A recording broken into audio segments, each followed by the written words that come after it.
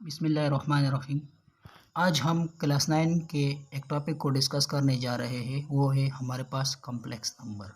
Complex number क्या होता है? फर्स्ट ऑफ ऑल इसका इंट्रोडक्शन देख लेते हैं। In 1832 a Gauss German mathematician give the concept of the complex number. 1832 में गाजिस एक जर्मन मैथमेटिशियन था। उन्होंने कॉम्प्लेक्स नंबर की जो कंसेप्ट है उन्होंने दिया था 1832 में। तो ये था इसका इंट्रोडक्शन। इसका डेफिनेशन देख लेते हैं। ये कॉम्प्लेक्स नंबर क्या होता है? तो हमारे पास डेफिनेशन है, the number which can be written in the form of a plus b iota is called complex number. वो नंबर जिसको हम ए प्लस बी आयोटा के फॉर्म में लिखते हैं उसको हम कॉम्प्लेक्स नंबर कहते हैं।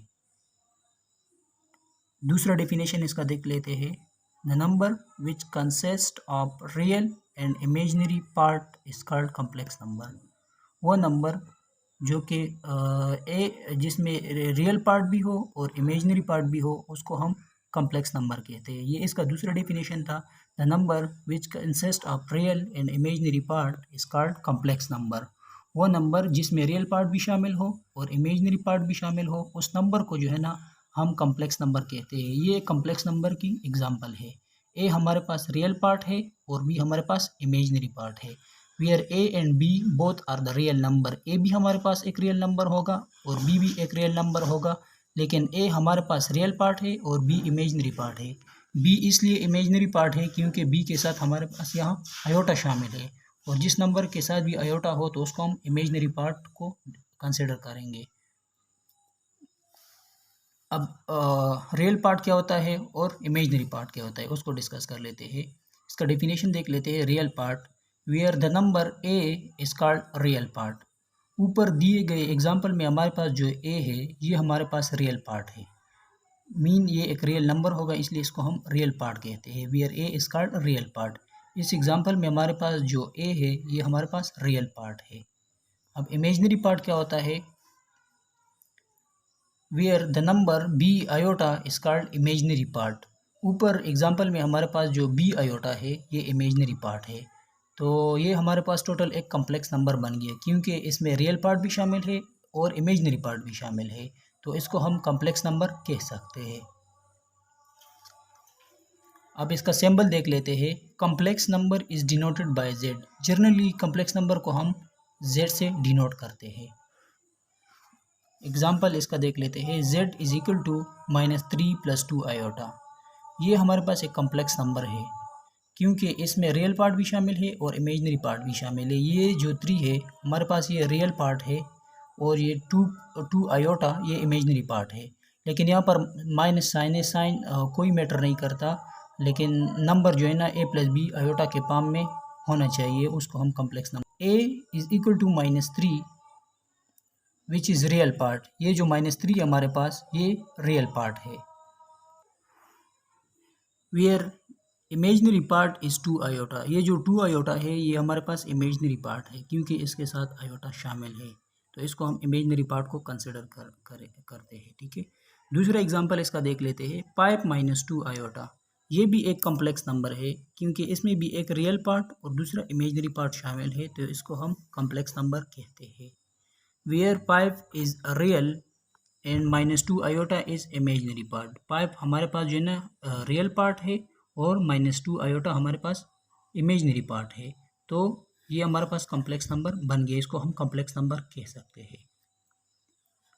अब जो है ना डिस्कस करने जा रहे हैं कि प्योर रियल नंबर क्या होता है और प्योर इमेजनरी नंबर क्या होता है। इसका डेफिनेशन देख लेते हैं।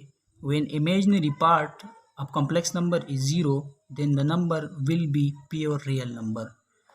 अगर किसी भी कॉम्प्लेक्स नंबर का हमारे पास इमेजनरी पार्ट 0 हो तो उसको हम प्योर रियल नंबर कहते हैं।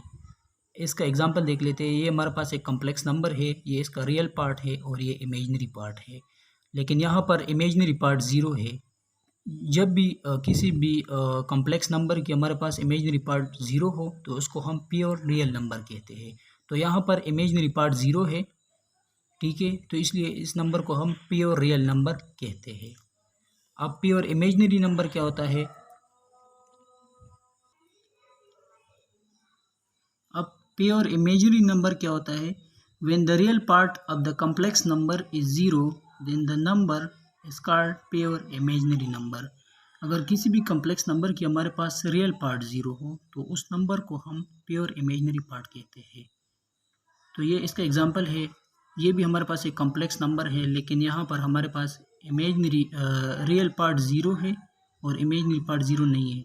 तो इस नंबर को जो है ना हम प्योर इमेजिनरी नंबर कहते हैं, क्योंकि इसमें रियल पार्ट ज़ीरो है इसलिए हमारे पास ये प्योर इमेजिनरी नंबर है। नेक्स्ट हमारे पास है ज़ीरो कॉम्प्लेक्स नंबर। इसका डेफिनेशन देख लेते हैं कि ज़ीरो कॉम्प्लेक्स नंबर क्या होता है। Such complex number whose real and imaginary part is zero is called zero complex number. वो कॉम्प्लेक्स नंबर जिसमें हमारे पास रियल पार्ट भी ज़ीरो हो और इमेजिनरी पार्ट भी ज़ीरो हो तो उस नंबर को हम ज़ीरो कॉम्प्लेक्स नंबर कहते हैं। अगर इस एग्जांपल को हम देख ले, यहाँ पर रियल पार्ट भी ज़ीरो है और इमेजिनरी पार्ट भी ज़ीरो है, तो इस कॉम्प्लेक्स नंबर को हम जो है ना, ये तो एक कॉम्प्लेक्स नंबर है लेकिन इसको हम ज़ीरो कॉम्प्लेक्स कहेंगे क्योंकि इसमें रियल और इमेजिनरी पार्ट दोनों ज़ीरो है, तो ये हमारे पास ज़ीरो कॉम्प्लेक्स नंबर है। नेक्स्ट हमारे पास है यूनिट कॉम्प्लेक्स नंबर। यूनिट का मतलब है one. Such complex number whose real part is one and imaginary part is zero is called unit complex number. वो कॉम्प्लेक्स नंबर जिसमें हमारे पास रियल पार्ट वन हो और इमेजिनरी पार्ट ज़ीरो हो तो उस कॉम्प्लेक्स नंबर को हम यूनिट कॉम्प्लेक्स नंबर कहते हैं। ये हमारे पास इसका एग्जांपल है, यहाँ पर ये रियल पार्ट है क्योंकि वन है और इमेजिनरी पार्ट ज़ीरो है, ठीक है। तो ये हमारे पास यूनिट कॉम्प्लेक्स नंबर है। अब हमारे पास कुछ एग्जांपल है, इसको सॉल्व करने जा रहे हैं कि आयोटा क्यूब किस चीज़ के इक्वल होता है और आयोटा पावर 4 और आयोटा पावर -4। तो इसको सॉल्व कर लेते हैं। आयोटा क्यूब,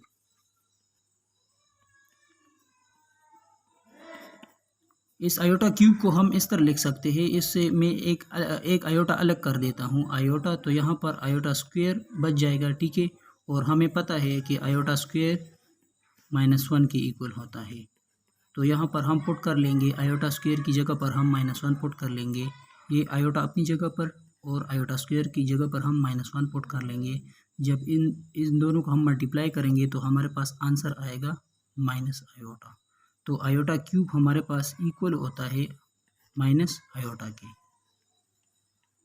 नेक्स्ट हमारे पास है आयोटा पावर 4 के आयोटा पावर 4 किस चीज़ के इक्वल होता है। सोल्यूशन इसको भी सॉल्व कर लेते हैं।